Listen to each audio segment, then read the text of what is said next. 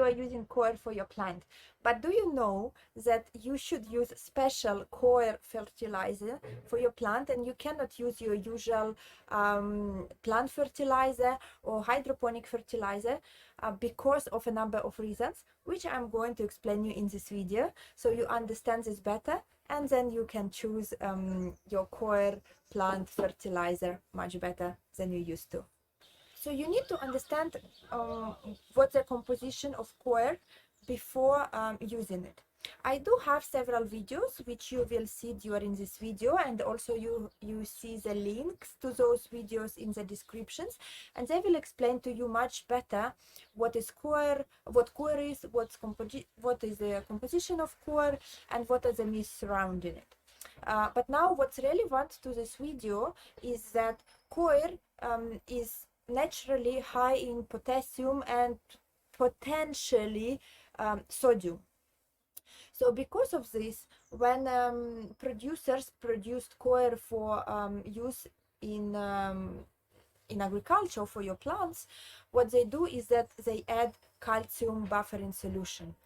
So what happens is that you take this coir, coconut pith, coconut fibers, you wash them in fresh water, so some salts are already being removed. Then you add this buffering solution, so more salts removed, and then you wash it in water, so that calcium, sodium, potassium, whatever you have there is also being removed with that. So you get coir which is much better suitable for the planting. However, naturally the coir fibers still keep releasing those salts, including potassium salts, from their fibers during growth process. So this process of buffering this calcium need to regularly happen, so that the coir is still suitable for your plants. In addition, coir doesn't have a neutral pH. The pH is about 5.5, 6.5. So for your plant growth, you generally need correction. And those fertilizers for coir also have substances that correct the pH to the more optimal level.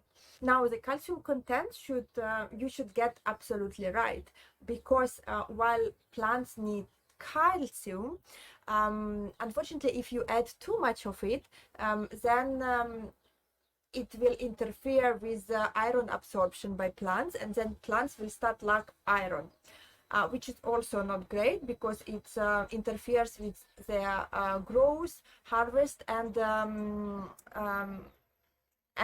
leads to severe deficiencies in iron. So basically, you need to get calcium and iron content absolutely right. Therefore, you do need to use right coir fertilizers, and also use them in a correct way as described on the bottle. Not too much, not too low. If for some reason you a little bit screwed up and you see that there is iron deficiency in your plant, what you need to do is you can buy iron halate and spray it on the leaves of your plant, so that it gets into plant much faster and it corrects this deficiency. But again, that's not an easy medium to be used as 100% growing medium for your plant.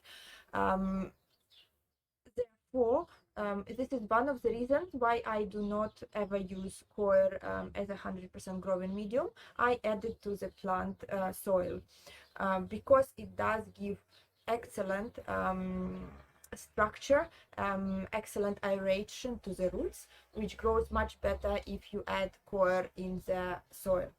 And I will soon make a video about how to produce this perfect soil for your plants and seedlings. So subscribe and follow the videos which I'm going to release very soon.